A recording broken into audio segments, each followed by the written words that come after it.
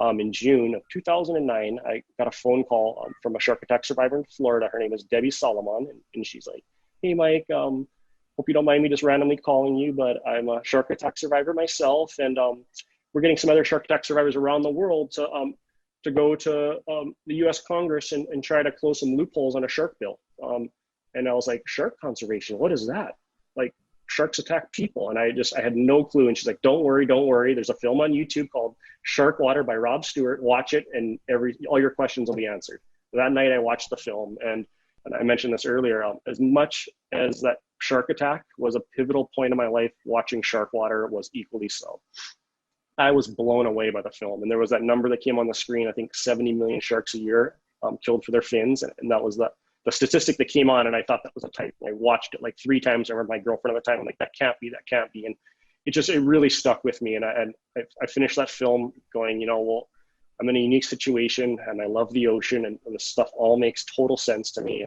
I now feel a responsibility to do something, and I went to Washington, and we got that bill passed. It was the Shark Conservation Act of 2009.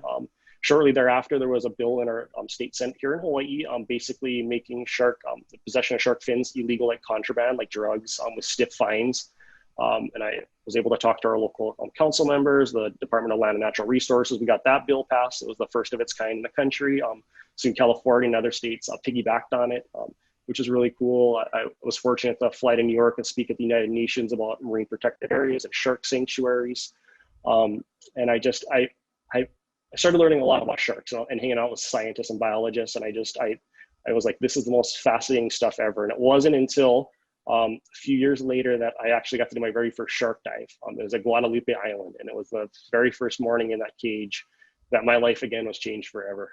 Seeing a shark underwater, and just the beauty of a great white. And I just had brought an old GoPro. I didn't even think, I was shooting photos all day, every day. And I didn't even think to bring a proper camera. And to this day, I'm kind of kicking myself for that. But after that trip, till right now, all I can think about is the next time I can go shark diving, and the next time I can be underwater with sharks. And it's become just completely everything that my life, everything revolves around sharks to me, and being underwater with sharks. And I've found that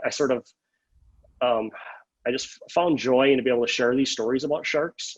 And I've started, like I mentioned, I studied portraiture and shooting people, and I started going on these dive trips, and I started bringing my portraiture lenses underwater and sort of looking at these sharks like they would be people, and trying to find sort of a human trait in them, whether it's a smirk, a smile. Always like in photography, when you shoot people, you're always like focusing on the nearest eye. Underwater, my little squares on the shark's nearest eye. And I'm almost in that mindset like I'm shooting a close friend. And when I go back and when I edit these photos at home in my office, I'm looking for some sort of tangible, something that I can maybe see myself, see a friend, see a relative in the shark. And then from there, I put on social media and try to tell stories of why we need sharks, and why sharks play such an important role in our marine ecosystem. And I've just really found value in that. And I feel a deep sense of responsibility, I guess, isn't the irony of being a shark attack survivor and having a talent as a photographer, but also it's just incredibly dang fun. Like, to me, it's the funnest thing in the world. And